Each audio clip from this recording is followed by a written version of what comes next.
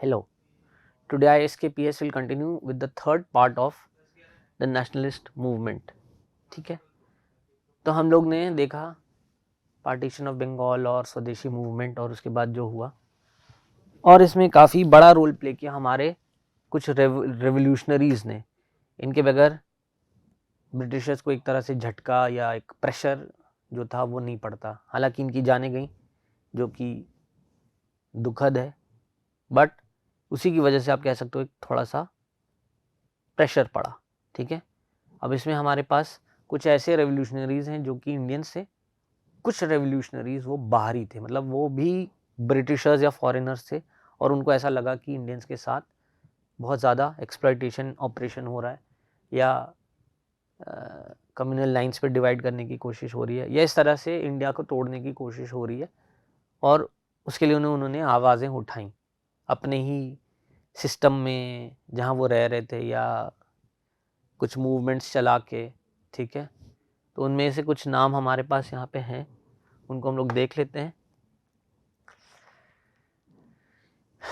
ये हमारी एक अभिनव भारत सोसाइटी है महाराष्ट्र की, अनुशीलन समिति है बंगाल की। ये सब वायलेंट तरीके के एक्ट्स करते थे ताकि ब्रिटिश प्रेशर में आए। साथ ही साथ आप देख सकते हैं अरबिंदो घोष, इनको भी अरेस्ट किया गया। He was also a revolutionary. बाद में डरा धमका के इनको बताया गया कि भाई आपकी मतलब आपको या तो मार दिया जाएगा, इस तरह की चीज़ें होंगी। तो फिर he had to open his ashram. He left all this nationalist and political activities. फिर और भी कुछ आपके यूरोप कनाडा में रेवोल्यूशनरीज, उन्होंने जाके वहाँ पे बताया कि भाई इंडिया में ऐसा ऑपरेशन हो रहा है इंडियंस के साथ, उसको ख़त्म करना चाहिए। तो वहाँ पे फॉरेन में, बाहरी कंट्रीज, बाहरी देशों में कुछ ऑर्गेनाइजेशंस बने। इसमें श्याम जी कृष्णा वर्मा, लाला हरदयाल, मैडम भिकाजी कामा, हेनरी लुई विवियन डेरोजियो, है ना, इस तरीके के लोगों ने काफ़ी सहयोग किया। अब इस टाइम पे हम देखते हैं the rise of the Muslim league. जैसा कि हमको पता है कि ब्रिटिशर्स ने हिंदू मुस्लिम वाला जो खेल था अपना उन्होंने खेल दिया, और इंडियंस के माइंड में एक चीज़ ये पैदा कर दी कि ये इसका धर्म ये है, इसका धर्म ये है। ठीक है, और दूसरी चीज़ उन्होंने ऐसा किया, उन्होंने मुस्लिम्स को ऐसा दिखाया कि आप माइनॉरिटी में हो, आप के लॉज, आपके जो लिए रूल्स हैं वो जल्दी बनेंगे नहीं, आपके जो चीज़ें हैं, आपका जो कम्युनिटी वो पीछे रह जाएगी। इस तरह से दिखा के उन्होंने मुस्लिम्स को भी एक पॉलिटिकल फॉर्म दे दिया। और उसी दौरान फिर कुछ लोगों को ऐसा लगने लगा कि हाँ ऐसा हो सकता है। ठीक है, Muslim leaders were encouraged by British to form organizations. The Muslim as a community were now favored by the government. मतलब गवर्नमेंट अब सोचा था कि हम मुस्लिम के सपोर्ट का कार्ड खेलें, मुस्लिम को सपोर्ट दिखाएं, मुस्लिम को सेंटिमेंटल करें, तो वो हमारा सपोर्ट करेंगे। इनका जो नेशनलिस्ट मूवमेंट है वो डिले हो जाएगा या हो नहीं पाएगा। They won't be able to become independent. ठीक है, तो आप देख सकते हो 1906 में Aga Khan, Nawab Salimullah, they meet Lord Minto to start a separate organisation, and this organisation gets be called as the Indian Muslim League और द मुस्लिम लीग। ठीक है, अब इसके जो क्या एजेंडाज थे, इसके क्या डिमांड्स थे, वो ये थे कि भाई to protect and advance political rights, मतलब मुस्लिम्स को भी गवर्नमेंट में हिस्सेदारी मिलनी चाहिए, मुस्लिम्स ब्रिटिशर्स के अगेंस्ट में नहीं होने चाहिए, गवर्नमेंट जो कि क्योंकि उनकी गवर्नमेंट है। To demand separate electorates for their community, और उनको वोटिंग के लिए एक सेपरेट इलेक्टोरेट मिलना चाहिए, वरना उनका रिप्रेजेंटेशन फॉर्म नहीं हो पाएगा।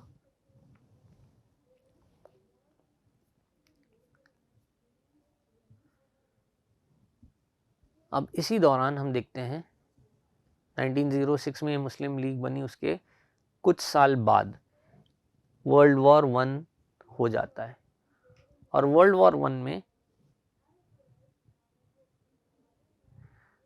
आप देख सकते हैं कि इसमें ब्रिटिश जो है उसको इंडियंस यूज़ करने होते हैं आर्मी में सोल्जर्स के तौर पे, ठीक है। तो इसके लिए उसको इंडियंस का सपोर्ट चाहिए होता है।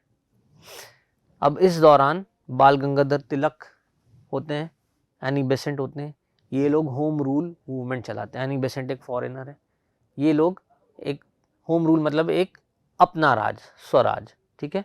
तो इसके 2 ऑफिसेस बनते हैं इंडिया में, 2 अलग अलग हिस्सों में, कलकत्ता में, पुणे में, और वहाँ से ये होम रूल लीग चलाई जाती है कि अंग्रेज़ों हमारा राज दो, ठीक है। फिर इसके बाद आप देखते हो कि हमने देखा था पिछले लेक्चर में कि कांग्रेस के 2 टुकड़े हुए थे सूरत में, Surat split, Surat session of Congress, moderates और एक्सट्रीमिस्ट 2 ग्रुप बन गए थे कांग्रेस के, एक मॉडरेट्स वाले और दूसरा लाला लाजपत राय, बाल गंगाधर तिलक, बिपिन चंद्र पाल द्वारा लेड किया गया ग्रुप, ठीक है। तो 1915 में गांधी जी इंडिया आ गए और उनके सामने ये बात रखी गई, और फिर उन्होंने सबसे पहले ये चीज़ करा कि उन्होंने यूनाइट करा दोनों को। उन्होंने कहा नहीं, अगर आप लोग डिवाइडेड रहोगे तो जो हमको नेशनलिज्म अटेन करना है, इंडिपेंडेंस अटेन करना है जल्द से जल्द, वो बहुत डिले हो जाएगा या वो बहुत दूसरे रास्ते पे चला जाएगा, ठीक है। और उससे नुकसान इंडियंस का ही है, ठीक है। एक और इशू हुआ था आपका, क्यों मुस्लिम्स, जो मुस्लिम लीग बनी तो वो बाद में मुस्लिम्स फिर से कांग्रेस के साथ हो गए, और उसमें हुआ कि जो फर्स्ट वर्ल्ड वॉर हुआ उसमें ब्रिटिशर्स ने जो ऑटोमैन कैलिफ था उसको अपना गंदा रूप दिखाया, उसका जो ऑफिस था छीन लिया, उसके साथ बहुत आप कह सकते हो एक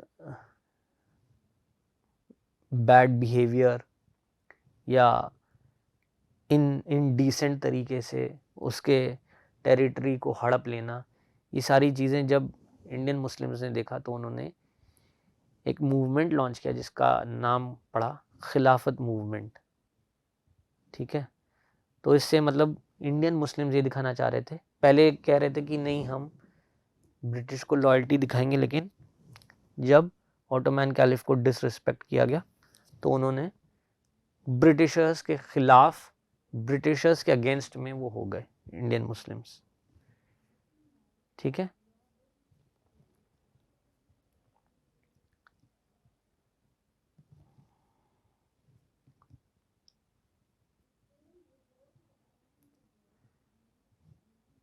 ठीक है, तो यहाँ पे हम आते हैं एंड पे। The British Secretary of State in 1917 said that their aim was to gradually develop self-governing institution. तो इंडियंस को लगा कि हो सकता है भाई अब इंडियंस के लिए कुछ होप इसमें हो। By the end of 1918 the new phase of the Indian national movement became a mass movement. फिर इसके बाद कुछ और चीज़ें होती हैं जिससे कि ये मूवमेंट और भी आगे बढ़ता है, और इसमें चूँकि मैंने आपसे बताया कि गांधी जी आ जाते हैं साउथ अफ्रीका से इंडिया, कांग्रेस को यूनाइट करते हैं, और जिस तरीके से फिर वो एजेंडाज लॉन्च करते हैं या तरीके कि भाई अब हमको ऐसे करना है, अब हमको ऐसे करना है, उससे ये समझ में आ जाता है कि हाँ हमको इंडिपेंडेंस मिलेगी बट थोड़ा सा डीलेड। और चूँकि उनका स्टैंस था नॉन वायलेंस का, तो इसलिए भी थोड़ा सा हमारी जो इंडिपेंडेंस है वो शिफ्ट हो गई, ठीक है। तो ये हमारा चैप्टर यहीं पे फिनिश होता है। एक कोट भी है, रशिया जब जापान से डिफीट हुआ 1905 में, तो एक कराची न्यूज़पेपर ने लिखा, let us drive the British into the sea and take our place side by side with Japan among the great powers of the world. मतलब जापान उस टाइम पे एक इमर्जिंग पावर था, और इंडिया भी अपने आप को उसी तरीके से डिस्क्राइब करना चाह रहा था, क्लासिफाई करना चाह रहा था। ये आपके जो छोटी छोटी एसोसिएशंस हैं वो मेंशन्ड हैं। ब्रिटिश इंडियन, मद्रास नेटिव, जो मैंने आपको पहले बताया, ये सारी छोटी छोटी एसोसिएशंस फॉर्म हुई और बाद में यही इंडियन नेशनल कांग्रेस बनी। Thank you so much. Hope you understood the chapter.